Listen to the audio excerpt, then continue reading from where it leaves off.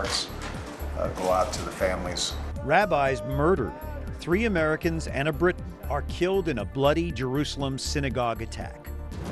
New shepherd, Archbishop Blase Cupich now leads Chicago's 2 million Catholics. Papal raffle. Gifts given to Pope Francis will be sold to benefit charities. And apostolic feast day.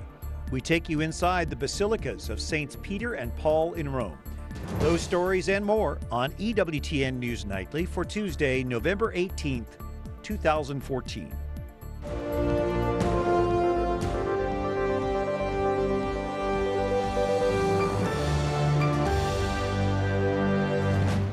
Good evening from Washington. Thanks for joining us. I'm Brian Patrick with your news now. Just hours ago, a funeral was held in Jerusalem for the victims of a brutal attack at a synagogue. There was a funeral procession for 3 of the victims near the site of that attack. The 3 Americans are identified as Moshe Twersky, Arya Kopinski, and Kerry William Levine. The 4th victim, Abraham Goldberg, was British. All 4 also had Israeli citizenship. At least 3 of those victims are being identified as rabbis. There's word tonight from Jerusalem that a police officer wounded in that attack has now died. Local authorities say 2 Palestinian men responsible for the attack were shot dead. Police say they rushed into the synagogue this morning armed with meat cleavers. Jason Calvi has more tonight. A place of prayer, now stained with blood. During the morning attack, a witness says 25 people were inside this synagogue in Har Nof, an ultra-Orthodox neighborhood in Jerusalem. Police say the 2 attackers used meat cleavers and a gun. The carnage ended with a shootout with police, leaving the 2 Palestinian cousins dead. Part of the ongoing investigation is leading us to believe that the 2 suspects, the 2 terrorists, worked on their own, that they planned the attack ahead of time. The militant group, the Popular Front for the Liberation of Palestine, said the pair were among their members. Hamas praised the attack, along with people in the Gaza Strip. We praise our people in Jerusalem and ask them to continue with our attacks. Palestinian President Mahmoud Abbas spoke out against the attack, but also criticized Israel's handling of contested religious sites. While we condemn this action, we also condemn the Israeli aggression on the holy sites, like burning mosques and churches. All of these actions are not helping the Palestinian and Israeli interests to establish a Palestinian state and live side by side in peace. Outside the synagogue, thousands held a funeral service for 3 of the victims. Dad, you went to pray at the synagogue and you were murdered by terrorists. Israeli Prime Minister Benjamin Netanyahu vows to respond harshly, and he ordered the demolition of the attackers' homes. And Netanyahu also accused the Palestinian Authority of inciting violence. Jerusalem has seen growing tensions over a shrine location that's considered holy to both Jews and Muslims, the Jewish Temple Mount and the Islamic Dome of the Rock. Brian. All right, thank you, Jason. And reaction from the White House was swift and strong. Our chief White House correspondent, Suzanne LaFranchi, continues our coverage tonight. Suzanne? Good evening, Brian. The president strongly denounced the murders of the 3 Americans, saying nothing can justify such extremism. Calling it an unjustifiable act of terror, the president strongly condemned the senseless violence against innocent civilians. Tragically, this is not the first loss of life that we have seen in recent months. Too many Israelis have died, too many Palestinians have died. And at this difficult time, I think it's important for both Palestinians and Israelis to try to work together to lower tensions and to reject violence.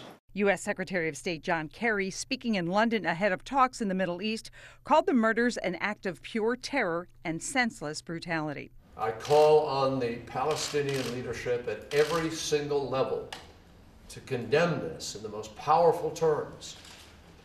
This violence has no place anywhere. The president also urged both Israeli and Palestinian leaders to work cooperatively to lower rising tensions. The murders for today's outrageous acts represent the kind of extremism that threatens to bring all of the Middle East into the kind of spiral from which it's very difficult to emerge. Mr. Obama also said he believes that the majority of Palestinians and Israelis want to live in peace. He says he and his administration will do everything in their power to make that happen. Reporting from the White House, Suzanne LaFranchi for EWTN News Nightly. And now some of the other stories our EWTN News Nightly team has been covering in today's world. A new shepherd is now leading the Archdiocese of Chicago. This afternoon, Archbishop Blase Cupich picked up his staff and took the seat, symbolizing his spiritual leadership. Wyatt Goolsby has that story tonight. Brian, the installation of now Archbishop Cupich is a historic one for the more than 2 million Catholics in the Archdiocese of Chicago. He's the 9th Archbishop of the Windy City and the first Archbishop of Chicago to assume leadership while his predecessor is still alive. During today's installation Mass, Cardinal Francis George completed the transfer of authority to Cupich at Holy Name Cathedral, which was steeped in tradition and symbolism. The Apostolic Nuncio, the representative from the Holy See, read the papal bull from Pope Francis appointing Cupich as Archbishop. The Mass was packed with hundreds of priests, bishops, and lay Catholics. Archbishop Cupich said he is delighted and honored to lead Chicago Catholics. In his homily, he vowed to fight clergy sex abuse and also laid out his approach to ministry.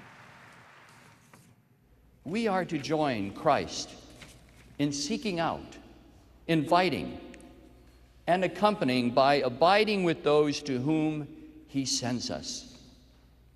Each one of those aspects of our mission, seeking out, inviting, and accompanying, deserve a closer look.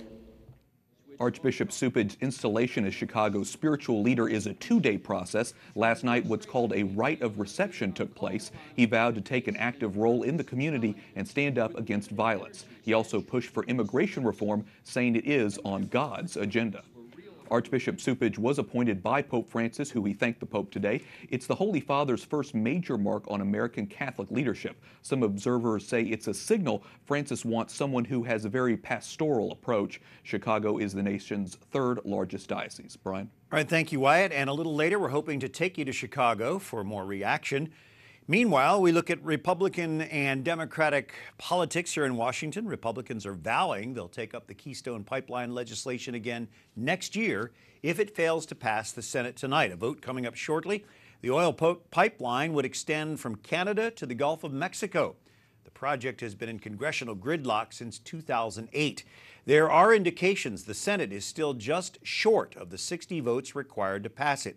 If the bill gets through Congress, the president has yet to commit to signing it.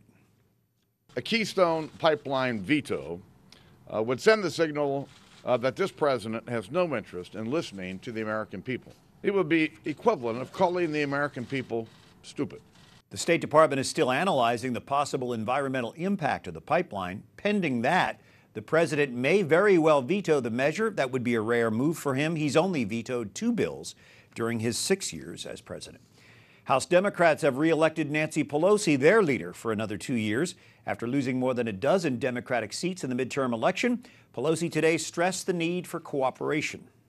When it comes to working for the American people, we must find common ground. Where we can't, we stand our ground, but we have an obligation to try. Pelosi faced no challenges in her re-election bid. She's led her party in the House since 2003, including 4 years as the first female Speaker of the House. Well, support for the Affordable Care Act appears to be plunging. This is really interesting. Most Americans who've enrolled in Obamacare say they like it and they plan to renew their coverage. But a new Gallup poll shows 56% disapprove of the Affordable Care Act.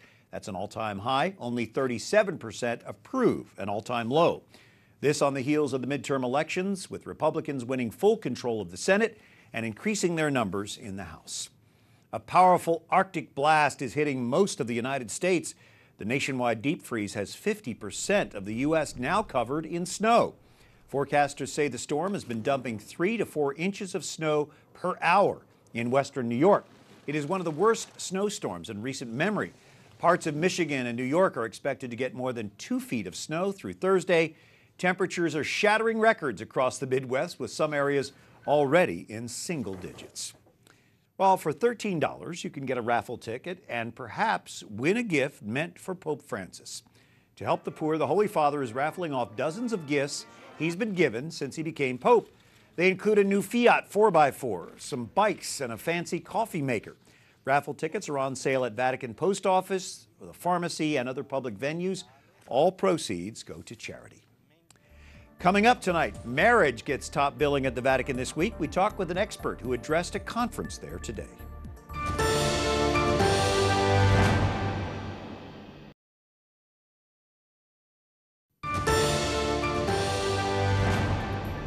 There is so much noise in the world. May we learn to be silent in our hearts before God.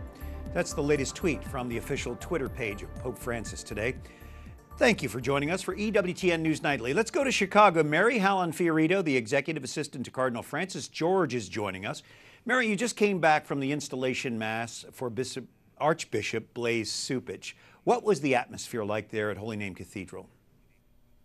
Oh, it was a very, very joyful afternoon. Holy Name Cathedral was packed, as you can imagine, with Archbishop Cupich's extended family. He's one of 9 children, and all of his siblings were there, and their spouses and their grandchildren, and then many representatives from the government and from other religious communities and the people of the Archdiocese. And it was a beautiful gathering. The music was spectacular and just a very joyful and celebratory afternoon.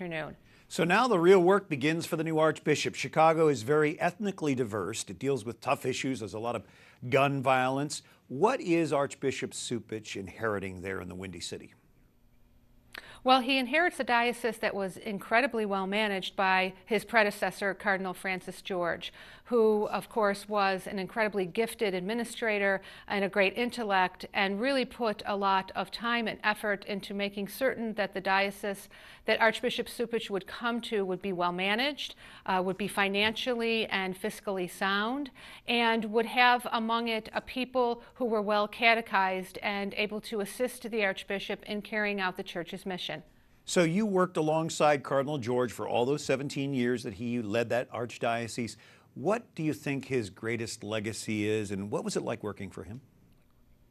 Well, it was a tremendous privilege to work for Cardinal George, who really was, I think, an incredibly gifted, humble, and very holy man. And it was, as I said, just a great privilege to be able to work so closely with him. At his final Mass at Holy Name Cathedral this past Sunday, he mentioned that he's been asked what his legacy in Chicago will be. And he was comparing his legacy to the gospel parable of the talents.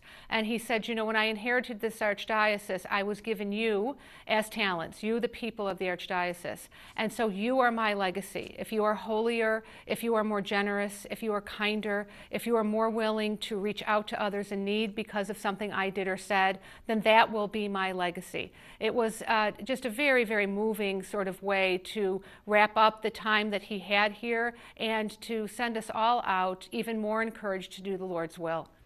A beautiful legacy. And finally, very quickly, you were there when he first started. What is Archbishop Cupich facing tonight? Right now, looking ahead, this very beginning of his reign? Well, you know, first he's going to be facing his first Chicago winter, so I hope he's prepared for that. Good point. But you know, he really is coming into a diocese where he's going to have a tremendous support system. He has many people with expertise who are ready and willing to help him. He has a city that, you know, loves its Catholic people. He has a wonderful ecumenical relationship with other faith communities here.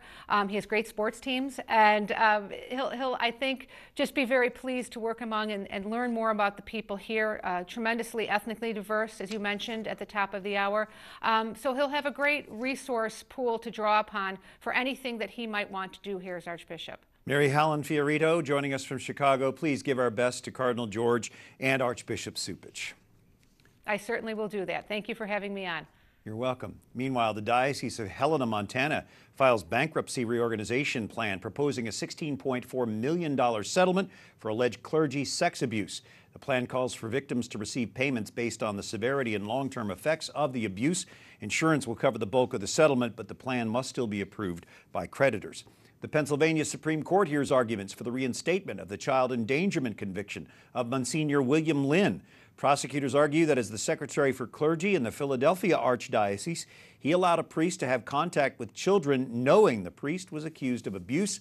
The current legal dispute revolves around whether the older version of a state law revised in 2007 applies to Monsignor Lynn.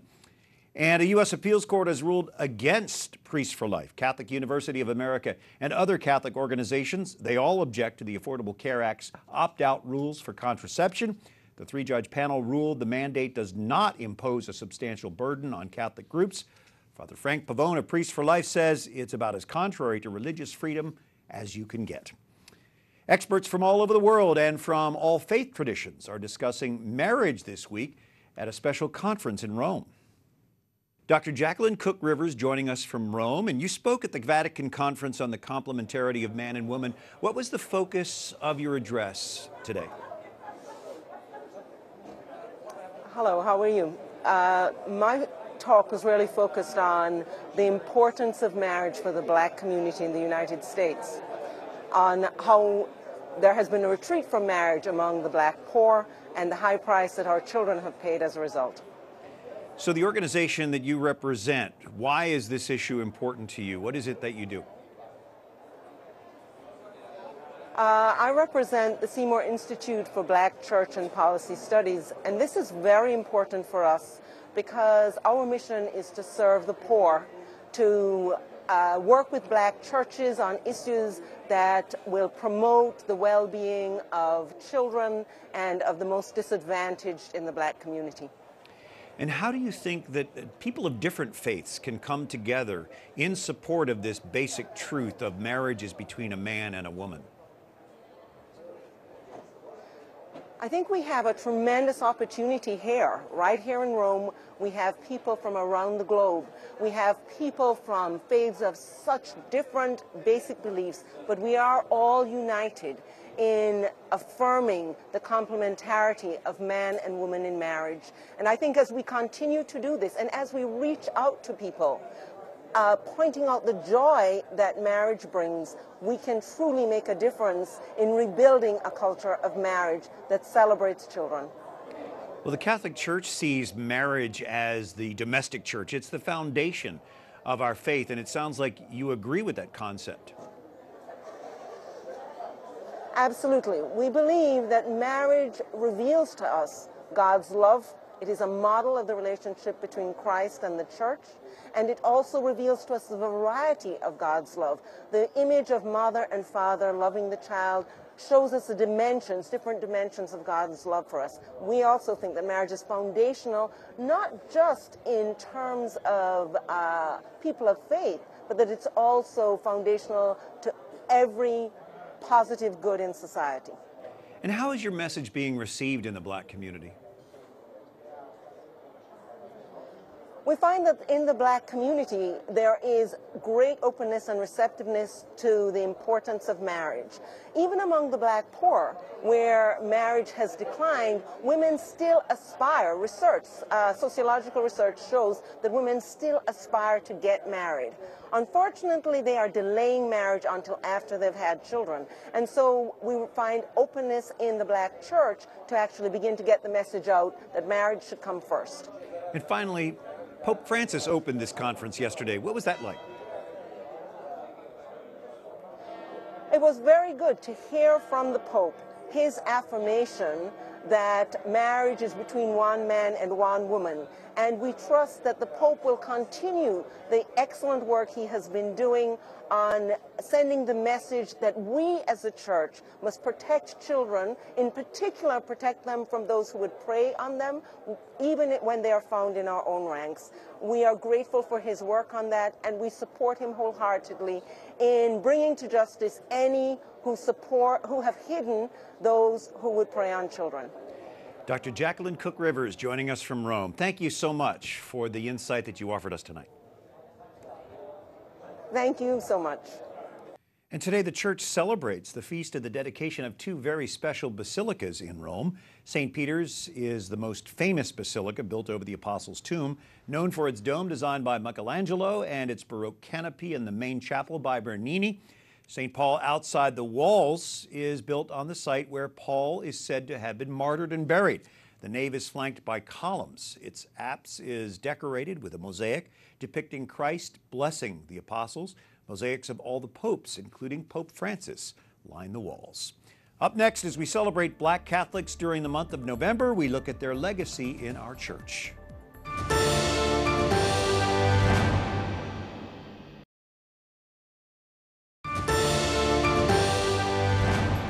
Did you know the Catholic Church has had 3 African popes? Popes Victor I, Miltiades, and Gelasius I. They're all from African descent. All 3 are canonized saints. Thanks for joining us on this Tuesday, the 18th of November, and this month marks Black Catholic History Month, a time celebrating the long history and proud heritage of Black Catholics.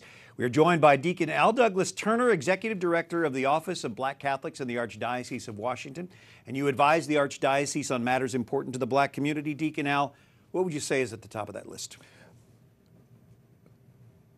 Helping to instill a sense of pride in being Black and being Catholic, because we do have such a long history within the Church. We are not recent converts to the Church.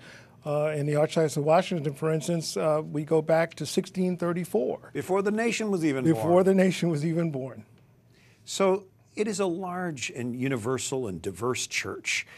What does the Black community bring to the Catholic Church that we might be missing maybe sometimes? A deep sense of spirituality, a deep sense of belonging to something bigger than ourselves. Our ancestors are very important to us. And for instance, in the Archdiocese of Washington, we have the veneration of the relics of African saints during this month of Black Catholic history. Those are 2 things that meld together because Catholics revere their ancestors. We have relics. Africans revere their ancestors. And so we put those 2 things together because there's a commonality there, and it's all about the spirituality and knowing that we have this connectedness, and that's all wrapped up in the communion of saints. There's also a contribution that can be made to worship, isn't there? There's just such a fervor. Right. African Americans have brought with them from Africa in our genes an openness to expressive liturgical practices. Our singing, our dancing even, are things that we do with abandon sometimes. And that's something that enlivens the whole notion of liturgy. And what do you hope during this month that we honor and really lift up African American Catholics? What do you hope you can give during this month? Well, hope to let people know that we are a part of the universal church. And this difference of how we do things is part of the strength of the Catholic Church. We are stronger because of the diversity that we have. And these expressions of diversity should not be feared. They should be embraced. We're all about rich tradition, and we have it. Absolutely. All right, Deacon Al Douglas Turner, thanks for joining us. Thank you for having me. And have a good month. Thank you. Until tomorrow, like us on Facebook, follow us on Twitter, watch again on EWTN's YouTube page. For all of us at EWTN News Nightly, I'm Brian Patrick, and in celebration of Black Catholic History Month, we end tonight with a tour of Washington's Holy Comforter, St. Cyprian Catholic Church. Good night and God bless. Gospel Mass would be primarily the music, but also the expressiveness of the preaching and the interaction of the congregation.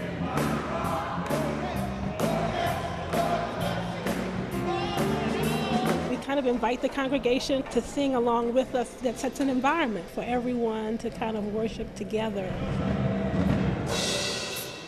Music is just a part of the worship diet, if you will. It doesn't overshadow the liturgy of the Word. It does not overshadow the liturgy of the Eucharist. It just helps to enhance it.